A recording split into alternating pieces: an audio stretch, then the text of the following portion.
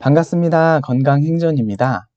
지난 시간에는 물의 영적인 부분에 대해서 나눴었는데요. 오늘은 그럼 물을 어떻게 마셔야 하는 것인지에 대해서 나눠보도록 하겠습니다. 여러분, 물이 부족하면 생기는 증상을 아시나요? 1%만 부족해도 심한 갈증이 일어난다고 합니다. 5%가 부족하면 혼수 상태에 빠질 수도 있다고 하고요. 10%가 부족하면 심장마비, 20%가 부족하면 사망에까지 이를 수 있다고 합니다. 그 외에도 어지럼증, 또 소화가 잘 안 되는 소화불량, 비만, 피로감, 변비, 입안에서 나는 구취, 근육경련, 또 피부 노화 등등 수많은 질병이 이 물이 부족한 것으로부터 시작된다고 합니다. 성인을 기준으로 물을 2리터 이상 마셔야 한다고 합니다. 이 말은 우리가 하루에 사용하는 수분의 양이 대략 2리터 정도이기 때문에 어느 정도는 맞는 말이기는 합니다. 우리가 사용하는 양만큼 보충해 주어야 한다는 이야기죠. 하지만 2리터의 물을 사용하기에 2리터의 물을 마셔야 한다는 것은 초등학생 수준의 이야기라고 생각합니다. 왜냐하면 음식을 통해서도 물을 먹기 때문입니다. 간단한 예로 모든 과일들은 최소 80%에서 95% 이상이 수분으로 되어 있습니다. 채소들 또한 거의 대부분이 수분으로 되어 있죠. 즉, 자연 음식인 과일이나 야채를 충분하게 먹는 사람들에게는 물을 2리터나 마실 필요가 없다는 뜻입니다. 또 우리 한국인들은 국을 마시는 문화가 아니겠습니까? 국을 한 사발 먹고서 물을 마시기란 쉽지 않은 일입니다. 하지만 반대로 가공식품들로 음식을 섭취할 경우에는 다릅니다. 아무리 빵을 쥐어 짠다고 한들 물은 한 방울도 나오지 않기 때문입니다. 그 외에도 피자, 햄버거, 과자, 케이크 등등 식품 산업이 만든 공장 음식들에는 수분이 거의 들어있지 않은 음식들이 대부분입니다. 그렇기 때문에 우리가 먹는 음식을 먼저 돌아보시고 그에 맞는 물 섭취 방법을 고려해야 한다고 생각합니다. 게다가 가공식품은 거의 대부분이 고탄수화물 식품이고 과식을 유발합니다. 즉, 혈당을 급격하게 올린다는 말이죠. 급격하게 혈당이 올라간다는 것은 갈증과 탈수를 유발하게 되어 있습니다. 왜냐하면 필요 이상의 혈당이 들어오게 되면 간과 근육에 글리코겐이라는 형태로 1차 저장을 하게 되어 있는데 혈당을 글리코겐으로 저장시킬 때 수분이 함께 저장이 되기 때문입니다. 수분이 혈액 속에 많아야 혈액이 묽어지고 몸이 가뿐할 텐데 간과 근육에 수분을 저장하기 때문에 오히려 혈액 속에는 수분이 부족하게 된다는 말인 것이죠. 그렇기 때문에 고탄수화물 식사를 하신 경우에는 더 많은 수분을 섭취해 줘야 하는 것입니다. 그리고 혈당이 올라가면 신장에서는 혈당을 낮추기 위해 소변을 만들어 배출하려고 하는 메커니즘 또한 탈수 현상을 부추기는 현상입니다. 그렇기 때문에 혈당 제어를 못하는 병인 당뇨병을 앓고 있으시거나 위험 단계에 있으신 분들에게는 소변을 자주 보는 증상이 나타나는 것이죠.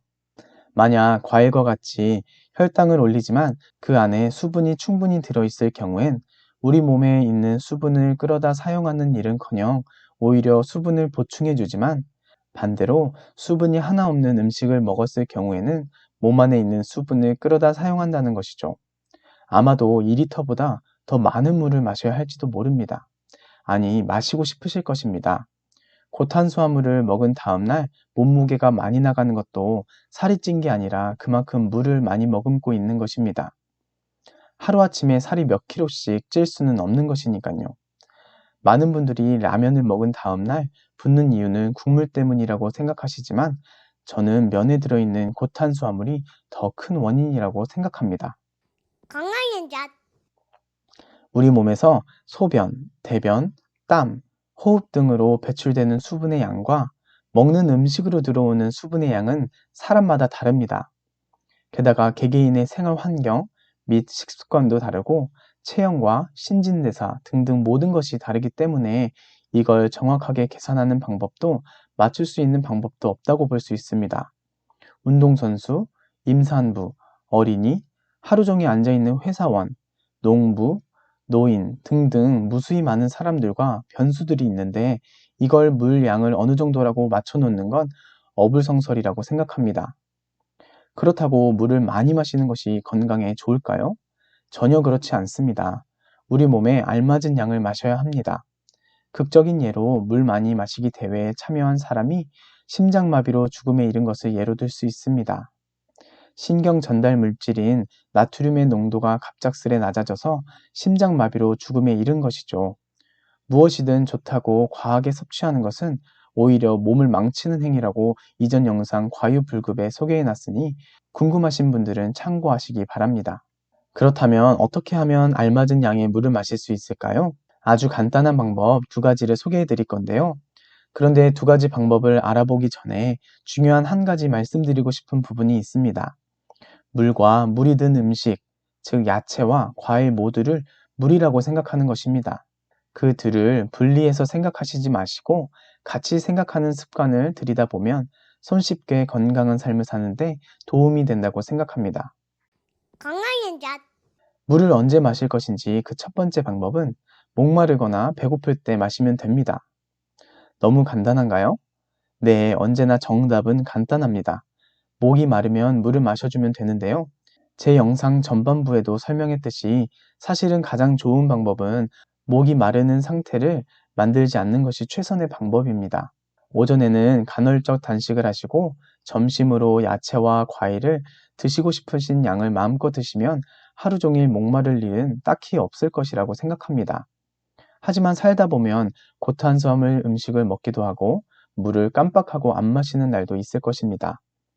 목이 마르고 입이 마르다는 것은 이미 어느 정도 탈수가 진행된 상태임을 암시하기 때문에 그럴 땐 충분하게 물을 마시고 싶은 만큼 마시면 되겠습니다. 그리고 목마른 느낌이 아니라 배가 고픈 느낌이 들 때도 있을 텐데요. 때론 수분이 부족하다는 신호가 배고프다는 신호로 작용할 때가 있습니다. 수분 또한 우리 몸에 매우 중요한 에너지원이기 때문에 부족한 수분을 보충하기 위해 식욕 중추를 자극해서 무언가를 먹게 한다는 말입니다. 그래서 배가 고프다고 생각했는데 물을 마시니 금세 배고픈 느낌이 사라진 경험들이 있으실 거예요. 때문에 나는 배가 고픈 게 아니라 목이 마른 것이다 라는 재미난 문구가 생겨나기도 한 것이죠. 그러니 배고픈 느낌이 나신다면 먼저 물을 한 잔 마셔보시는 것을 추천드립니다. 우리나라 성인 중 30% 이상이 탈수 위험 상태라고 합니다.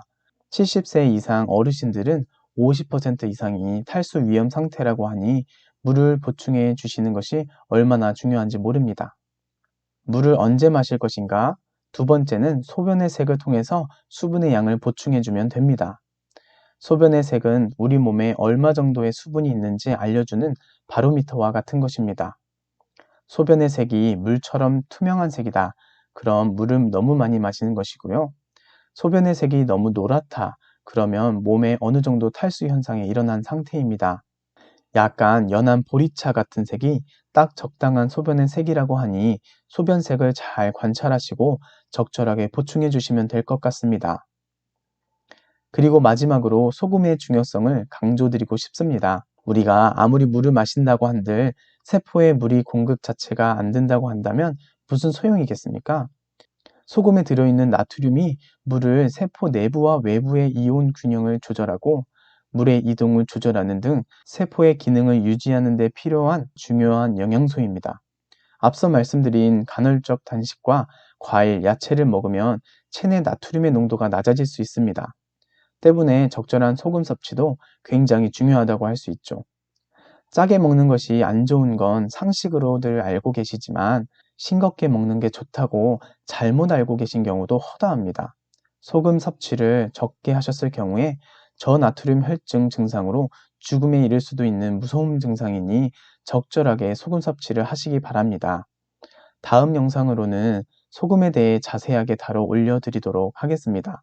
성경에 예수님께서 이 물을 마시는 자마다 다시 목마르려니와 내가 주는 물을 마시는 자는 영원히 목마르지 아니하리니 내가 주는 물은 그 속에서 영생하도록 솟아나는 샘물이 되리라 라고 말씀하셨습니다. 아무리 우리가 시원한 물을 마신다 한들 다시금 갈증이 나고 목이 마르기 마련입니다. 하나님의 말씀은 우리 속에서 영원한 생명으로 바뀝니다. 매일매일 하나님이 주시는 물을 마시는 삶을 사시는 여러분들이 되시기를 바라고 영원히 목마르지 않게 되시는 여러분들이 되시기를 축복합니다. 이상 건강행전이었습니다. 고맙습니다.